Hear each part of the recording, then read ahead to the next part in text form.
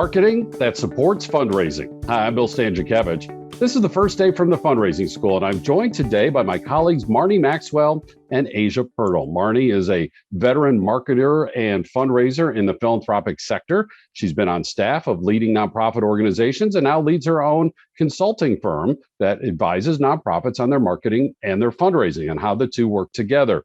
Asia May Pirtle is the managing director of marketing and communications for the Indiana University Lilly Family School of Philanthropy. They both have opportunities to teach for the Fundraising School, including on today's podcast. And Marnie, great to have you back with us on the Fundraising School's podcast. Good to be here. And Asia, great to see you again as well. Good to be here as well. And Marnie and Asia have co-authored chapter 16 of the 5th edition of Achieving Excellence in Fundraising, Marketing for Strategic Fundraising. And Marnie, how important is it for marketing and fundraising to work together for the nonprofit organization's success? It's absolutely essential, Bill. A lot of organizations recognize that and put those two positions or those two departments together with the same reporting lines.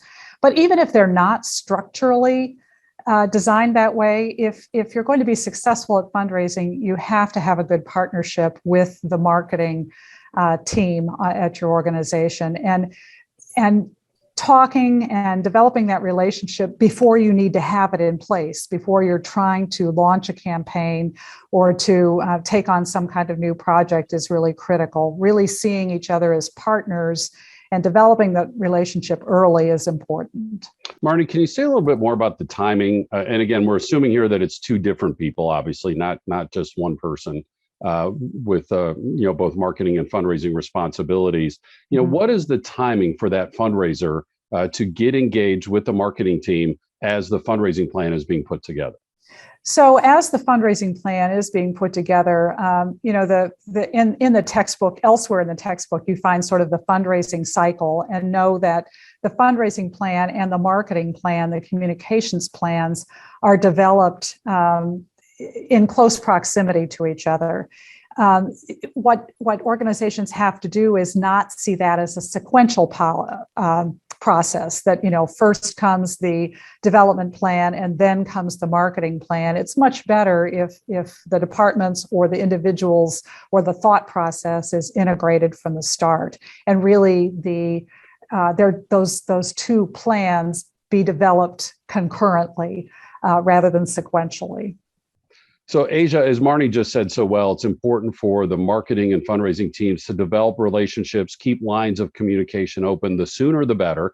And I know the chapter also emphasizes the importance of sharing data that can help fundraisers build relationships and data that can help the marketing team with market research. What do fundraisers need to know in that regard?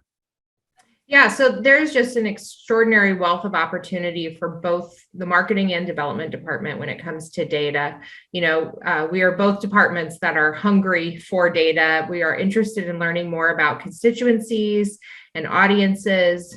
Development folks are definitely interested in their donor database, but they also should pay attention to what's available from the marketing team as well. Our social media channels, our website analytics, those are all things that can tell us about who is accessing the organization, who's interested in us, and vice versa. The donor database contains a wealth of information for the marketing department as they're helping to expand the reach of the organization. And what about those donors who want to remain anonymous or are trying to be confidential about donor information? Just exactly what type of information should fundraisers be sharing with the marketing department out of the donor database? Sure, it can be very aggregated information. It can be information about geography. It can be age information, gender, ethnicity. All of these things are super helpful when any marketing department is trying to put together a strategy. The more information that is there, the better. Yeah, who is our typical donor? That helps the marketing folks know where do those folks typically go for their information and developing their marketing strategies accordingly. Marnie, your own fundraising expertise spans from getting new donors in the door to working with longtime donors on a planned gift and an estate gift and all the points in between.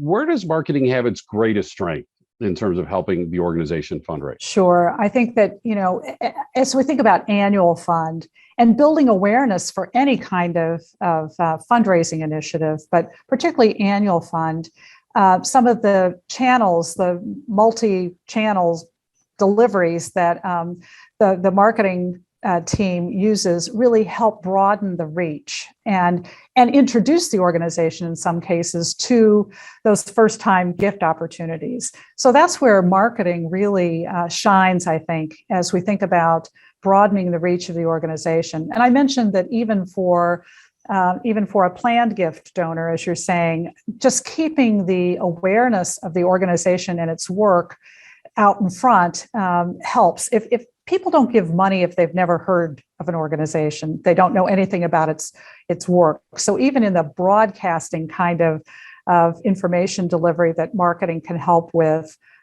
just keeping awareness high is important. I think the development people really excel at that one-on-one relationship building. So with that potential plan giving donor or with that potential major gift donor, but again, a gift is not going to be built just on that relationship. It's going to be the totality of what the donor knows about the organization, and certainly the marketing channels that are used help educate those donors about what's going on.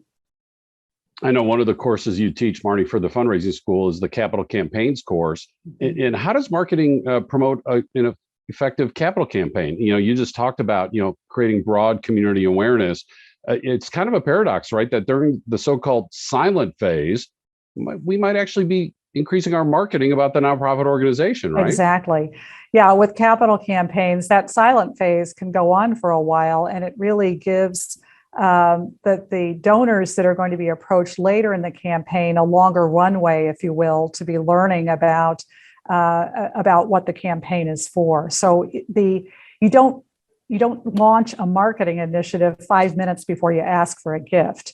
You really use that runway to be educating the broader community about where the organization's headed. So it's not just the major gift donors that you're engaging at that point, but everybody else too. And Asia, where are we today in terms of that marketing out in the public? Back in the day, it was a billboard, it was a radio ad, it was a newspaper ad. What does multi-channel look like today for effective marketing for a nonprofit organization overall, especially in ways that support fundraising? It's an exciting time. It's also a challenging time because there's just so many different channels for an organization to choose from. And so that's where it really is important to know where your audiences are, because that's where you want to meet them. I think we've all experienced the new wealth of advertising opportunities. If you go to Facebook and you're served an ad and it's something that maybe you searched for an hour prior on Amazon, it really is an opportunity to target audiences in new ways. But I also think it's not just about selling, right? We're not selling widgets. We're selling a difference in the world. And so that is an important thing and a distinction for every organization to make sure that the channels that you're choosing are meaningful to your audiences and that it's something that really connects with them in a way that tells your story. And Asia, telling the storytelling is such a big piece of marketing, such a big piece of fundraising. What guidance do you have for fundraisers and marketers working together in terms of storytelling on behalf of the nonprofit? I think this is a great opportunity for the two departments to really work in concert. Often both of them are unearthing new stories about the organization almost on a daily basis. And sometimes it can become so much part of our job that we forget to call it out as novel or remarkable. And so it's our job, both within marketing and development, to continually share those stories. Obviously, those are things that are impactful to individual donors, but also the ones that can be spread to a larger audience and to a larger community. That's something that in the marketing department, we are always looking for something that really exemplifies the organization at its heart and really tells the story in a way that is much better than, any flat photography can do. We want something that really connects with people and shows the heart of an organization. Stories about participants, stories about, changes in knowledge, changes in behavior, changes in condition, changes in our community, the types of impacts that our nonprofit is having. We need to be very intentional. We need to have that be part of people's jobs, to gather those stories, to be able to help our marketing department promote the nonprofit. And Marnie, with all, you wear both hats simultaneously so well, the marketing and the fundraising. How many times have those key stories helped you with a donor? Absolutely. I mean, this is the case for support, right? The case for support is not dry statistics on a paper. It's really looking at what are the stories of impact. And honestly, the big gifts to a capital campaign, to a planned gift and a state gift, those kinds of gifts only come when the impact is very obvious to people. And storytelling is the best way to really make that case. Yes, you do. For some people, they are going to be looking for the facts and figures rather than the stories that make them cry. But you've got to have all of that in the case for support. And to the point you made about it's not just putting it on paper and words on paper, but really doing it with video. I mean, this is like the biggest innovation in the last couple of decades, that we can actually show our stories without spending $1 bazillion to do that. It used to be you would have to hire a camera crew to do it. Well, you can do it yourself with your phone right now, to really pretty inexpensively package some pretty compelling stories.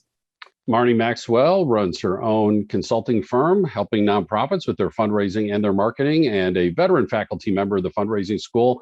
Asia May Purtle is the managing director of marketing and communications for the Indiana University Lilly Family School of Philanthropy. They have co-authored chapter 16 in Achieving Excellence in Fundraising, the 5th edition, that chapter title, Marketing for Strategic Fundraising. And this is the type of content, in fact, throughout this book, that content is being poured into the courses and curriculum of the fundraising school, our public courses, which are available in person in more and more U.S. cities, as well as online, both recorded and live, asynchronous and synchronous. And those courses are available online in the United States and anywhere around the world. We also can custom tailor training just for you. It can be for your nonprofit, your region, your association, again, anywhere in the United States or internationally. We have quarterly webinars and, of course, these free podcasts. All the information about the fundraising school and the book, Achieving Excellence in Fundraising, 5th edition, all that is available on our website at philanthropy.iupui.edu/the fundraising school.